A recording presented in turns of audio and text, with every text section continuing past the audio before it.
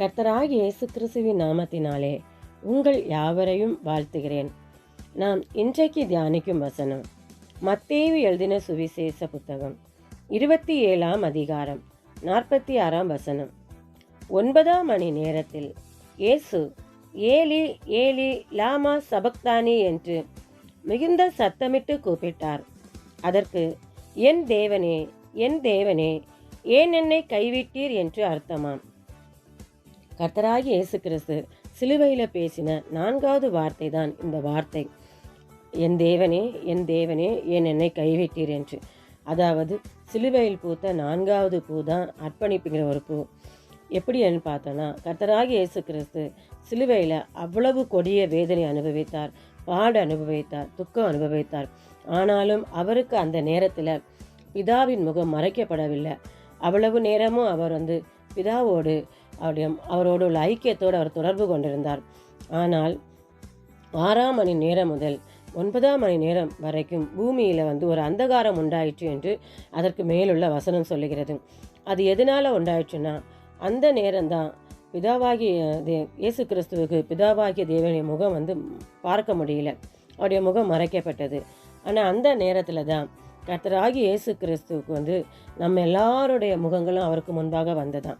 நம்ம எல்லாருடைய முகங்களும் அவருக்கு முன்பாக ஏன் வந்தது என்றால், அதாவது அந்த மணி நேரத்தில் நம்முடைய பாவங்கள், அக்கிரமங்கள், மீறுதல்கள், நாம் செய்த எல்லா குற்றங்களும் அவர் மேலே சுமத்தப்பட்டது. எப்படி என்றால், நம்முடைய வேதத்தில் பார்க்கலாம், இஸ்ரவேல் ஜனங்கள் பாவம் செய்யும்போது ஆட்டையோ இல்லை காளையோ புறா குஞ்சுகளையோ பலியிட செலுத்த கொண்டு போவாங்க. பாவத்திற்கு ஏற்றதக்கன எதை பலியிட செலுத்த கொண்டு போகிறார்களோ அதன் மேல் என்னென்னா, பிரதான ஆசாரியர் கைகளை வைத்து இவர்கள் செய்த பாவத்தை அறிக்கை பண்ணி பிரதிஷ்டை பண்ணி அதுக்கப்புறம்தான் அந்த ஆட்டையோ புறா குஞ்சையோ பலியிடுவாங்க. அது மாதிரி தான் நாம் செய்த எல்லா பாவங்களையும் கர்த்தராகிய இயேசு கிறிஸ்துவின் தலை மேலே அந்த நேரம் சுமத்தும் போது தான் அவருக்கு பிதாவின் முகம் மறைக்கப்பட்டது. ஆனால் அந்த எல்லாத்தையும் கர்த்தராகிய இயேசு கிறிஸ்து தன் மேலே ஏற்றுக்கொண்டு முழுமையாக அவரை அர்ப்பணித்தார். அந்த நேரத்தில் பிதாவாகிய தேவன் பாவத்தை பாராத சுத்த கடன், அவர் பரிசுத்தம் உள்ள தேவன். அவர் பரிசுத்தர் பரிசுத்தர் பரிசுத்தர் என்று வேதம் சொல்லுகிறது. அந்த தேவன் பரிசுத்தம் உள்ளவராக இருக்கிறனால அந்த பாவியாய் எல்லாருடைய பாவம் சுமத்தப்பட்டு ஒரு பாவியாக இருக்கிற அந்த இயேசு கிறிஸ்துவை அவரால் பார்க்க முடியலை. இயேசு கிறிஸ்துவுக்கும் பிதாவாகிய தேவனை பார்க்க முடியலை. பிதாவாகிய தேவனை பார்க்க முடியாத வேதனை நிமித்தம், கலக்கத்தின் நிமித்தம் அந்த ஐக்கியம் கொஞ்ச நேரம்தான் அவங்களுக்கு தொடர்பு இல்லை. அந்த நேரத்தில் கர்த்தராகிய இயேசு கிறிஸ்து வேதனைப்பட்டது என்ன சொல்கிறாருன்னா, என் தேவனே என் தேவனே ஏன் என்னை கைவிட்டீர் என்று. அந்த கொஞ்ச நேரத்தில் கர்த்தராகிய இயேசு கிறிஸ்துவுக்கு அவ்வளோ கலக்கம் உண்டானது. அவ்வளோ நமக்காக அவர் அனுபவித்த வலிகள் அநேகம். ஆனால் அந்த வலியை காட்டிலும் பிதாவாகிய தேவனுடைய முகம் மறைக்கப்பட்ட போது அவருடைய வலி அதிகமாக இருந்தது. அதனால தான் அவர் கதறி என் தேவனே ஏன் என்னை கைவிட்டீர் என்று சொல்லுகிறார். ஆனால் அத்தனை வலிகளிலும் அந்த வேதனையிலும் அவர் நம்முடைய பாவத்தையெல்லாம் அவர் மேல் சுமத்தும்படி ஒரு ஆட்டை போல, ஒரு புறா குஞ்சை போல அவரை முழுமையாய் பலியிடக்கு, அவருடைய நம் பாவங்களை சுமத்துவதற்கு அவர் அர்ப்பணித்தார். நாம் இந்த நாட்களில் இதிலேருந்து நாம் என்ன கற்றுக்கணும், இந்த பாவத்தை நம்ம மேற்கொண்டு வாழணும்னா நமக்கும் இயேசு கிறிஸ்துவுக்கு உள்ள ஐக்கியம் பலப்பட்டிருக்க வேண்டும்.